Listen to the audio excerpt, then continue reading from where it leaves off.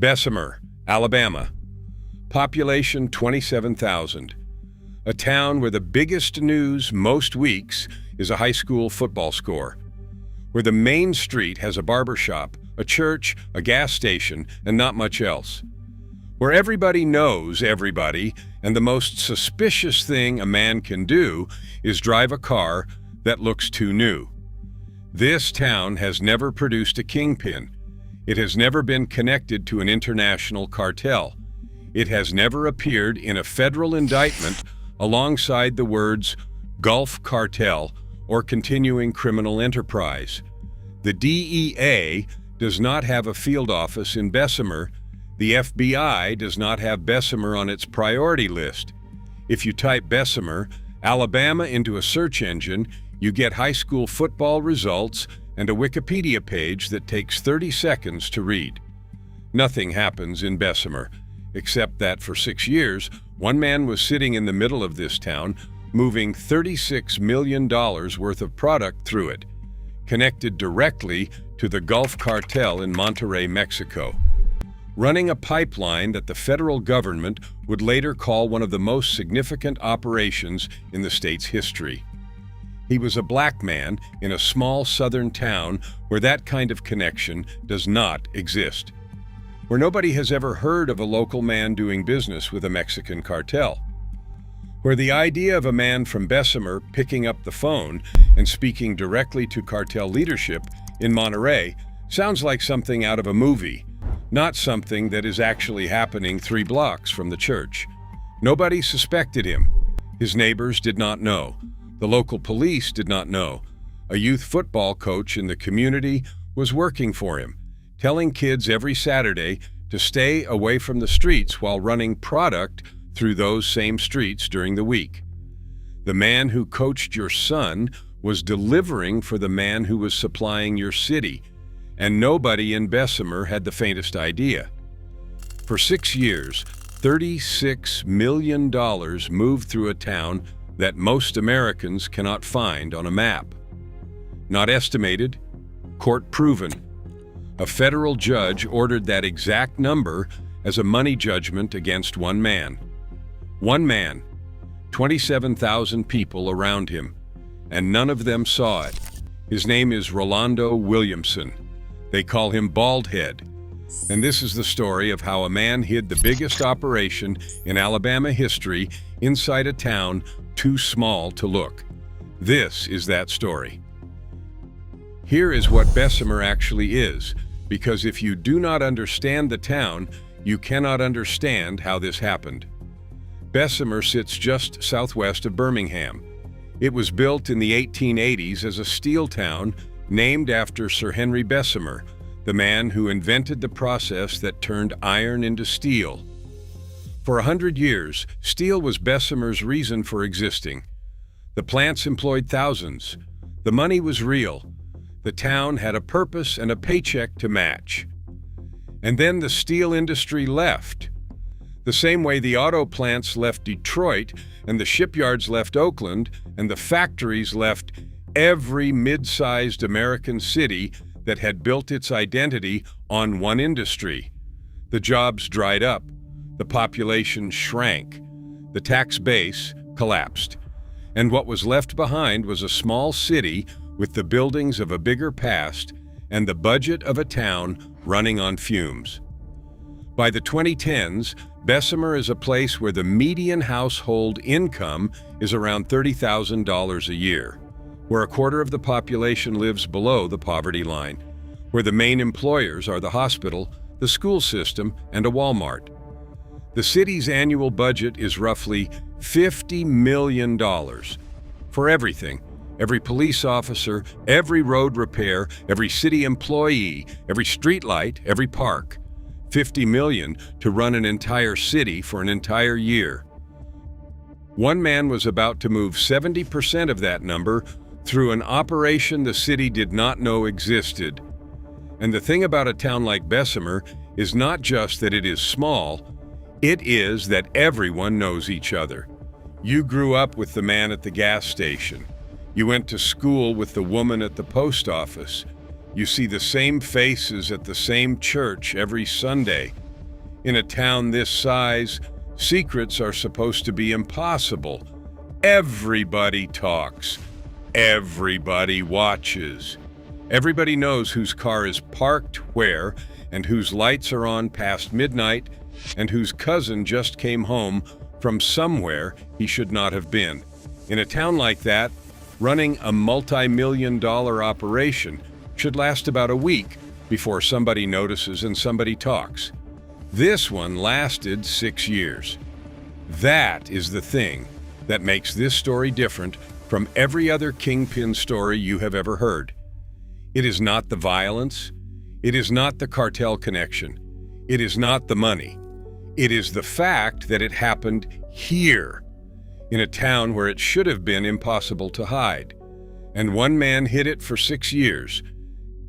And he learned how from a man who could not hide anything. His name was Billy Williams, Jr. The streets called him Champ. Champ ran Birmingham's West Side before Baldhead. He was the primary supplier by 2010, according to local law enforcement. And Champ did everything loud. He drove a Corvette ZR1. He wore fur coats. He moved through the city like he wanted every pair of eyes on him. And every pair of eyes was on him, including the ones that mattered most. A retired FBI agent named Greg Gauger, who co-led the investigation into Champ, said it plainly. Guys like that are dangerous. They become urban legends, and few are willing to testify against them out of fear.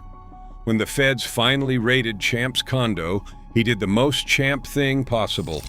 He grabbed stacks of cash and threw them off the balcony, $100 bills floating through the air, while a federal task force came through the front door. Residents watched money drift past their windows like confetti at a parade nobody asked for. Inside, the agents found $167,000. They do not know how much blew away. They found $175,000 in jewelry, 2 fur coats, the Corvette, a Chrysler 300, a Cadillac CTS-5. Champ pleaded guilty. Champ went away, and Baldhead watched the whole thing happen and learned the only lesson that mattered. Do not be Champ. Do not be loud. Do not be flashy. Do not drive the car that makes people look.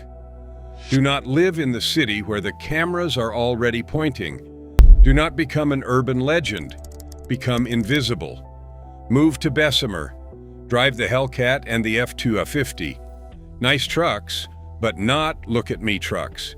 Keep the stash houses modest. Keep the circle tight. And never, ever let the town you operate in know what you are doing inside it. That was the plan. And it worked for 6 years.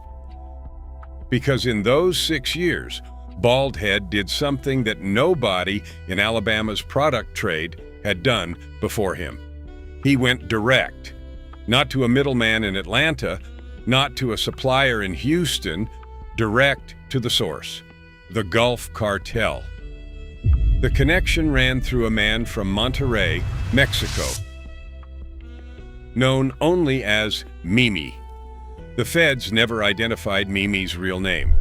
He is still unidentified as of the last public court record. A courier born in Mexico who worked for Baldhead confirmed to federal agents that Mimi was with the Cartel del Golfo, the organization that has controlled Monterrey and the northeast corridor of Mexico for decades. When you are buying from a middleman, you are paying 3 or 4 layers of markup. Every hand between Colombia and your stash house takes a cut. By the time it reaches a street-level supplier in Alabama, the price has doubled or tripled. When you are buying from the cartel, you skip every layer. You pay the floor. And the margin between the floor and the street price is where the real money lives. That margin is the difference between a small-town operation and $36 million. And Baldhead was sitting in Bessemer, Alabama, in a town of 27,000 people, on the phone with cartel leadership in Monterrey, Mexico, buying at prices nobody else in the state could match. A black man in a small southern town, connected to a Mexican cartel, in a place where that sentence sounds like fiction. It was not fiction. It was 6 years of federal wire evidence. And then the cartel did something that should have ended the whole story early. 2019, the Gulf Cartel invites Baldhead to Mexico. Come down, ride some motorcycles, meet the people, solidify the relationship. One of his Mexican associates, a man who works in the pipeline, pulls him aside. Do not go. It is a trap. How does this man know? Because the cartel did the same thing to him. They invited him. He went. They grabbed him, held him, demanded ransom, and his father, back in Mexico, had to sell the family home to get his son back. His father's house, sold, to pay off a cartel that kidnapped his own child and held him until the money came. That man is standing in Alabama telling Baldhead, if you cross that border, the same thing will happen to you. Or worse. Baldhead listens. He does not go. But he does not stop buying their product either. He takes the information, adjusts the one variable that matters, his physical location, and keeps the pipeline running from Bessemer. That is not recklessness. That is the same cold calculation that built the operation in the first place. A reckless man ignores the warning and takes the trip. A scared man cuts the cartel off. Baldhead does neither. He stays where he is invisible and keeps the money moving. Meanwhile, in Bessemer, nobody knows any of this is happening. The neighbors do not know. The local businesses do not know. The parents dropping their kids off at youth football practice on Saturday mornings do not know that the coach on the sideline is running product for the man who is running a cartel pipeline through their town. Because that is the detail that should tell you how deep this operation went. A popular youth football coach. A man known in the community for mentoring young men. A man who stood on the sideline every Saturday morning telling teenage boys the things coaches tell teenage boys. Stay focused. Stay in school. Do not end up like the men on the corner. Make something of yourself. That man was a courier for Baldhead. Every Saturday he was coaching kids. During the week, he was moving supply through the same neighborhoods those kids lived in, walking past the same houses, driving the same streets. The man telling your son to stay clean was delivering product for the man who was supplying your city. And nobody in Bessemer knew. For 6 years, nobody knew. And then, the way it always works, it came apart from the inside. Not from the cartel, not from the federal agents, not from a rival. From his own people. One of his couriers flipped. Not because the courier got caught with product in the car.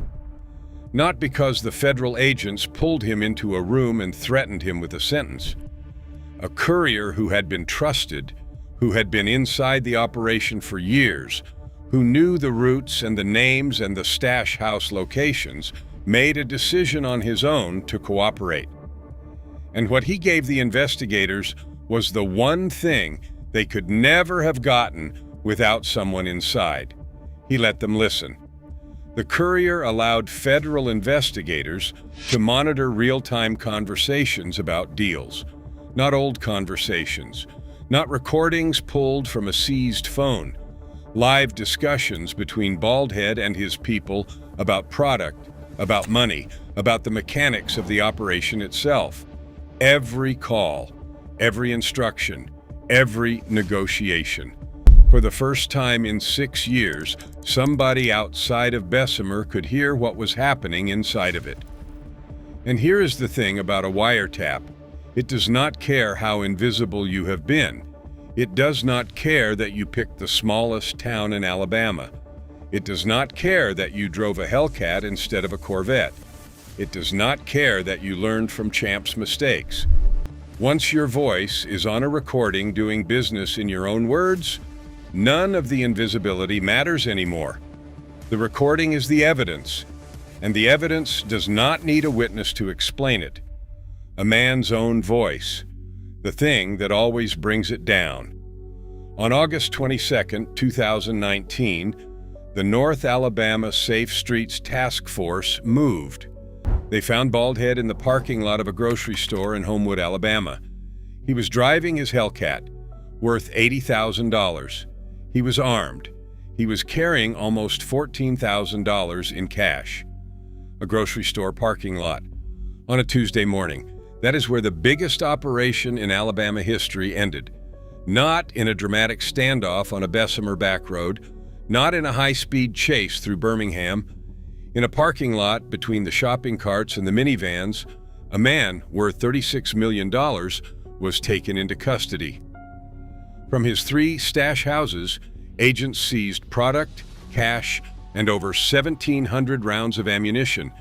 Everything the operation had been built on, everything that had been invisible for 6 years, was out in the open in a single morning.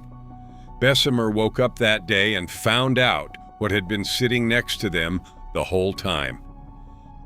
On October 29, 2019, a federal grand jury returned indictments against Baldhead and 18 of his associates, every courier, every lookout, every stash house manager, every person who had touched the operation.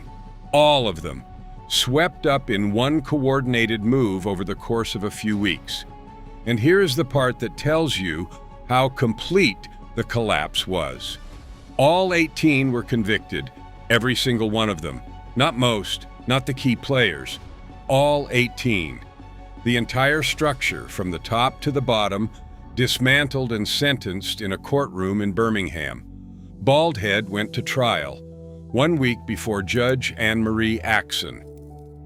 The jury heard the cartel connection, the couriers, the wire recordings, the football coach, the stash houses, the scope, the $36 million. They convicted him under the federal kingpin statute. That designation is rare. It is reserved for the men at the very top. It means the government proved he personally directed a large-scale enterprise that moved a high volume of product over an extended period.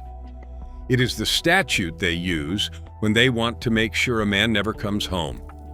And it carries an automatic sentence, life, plus 120 months, no parole. He was 37 years old. The judge ordered a money judgment of $36,615,000. Court-proven, not estimated, documented through financial records and courier testimony, and 6 years of wire evidence, $36 million. From Bessemer, Alabama. Population 27,000. To put that in context, one man moved the equivalent of 70% of his city's entire annual budget through an operation the city barely knew existed. In a town where the biggest news is usually a football score. His co-defendant Slim got life. C got 40 years. Hen got 14 years. Fat Man got nearly 20 years. The football coach who told kids to stay clean while running product was convicted and sentenced. Every one of the 18 went down. The feds seized the Hellcat, the F-250 King Ranch, the Escalade, over $100,000 in cash, $45,000 in jewelry, everything the operation had produced.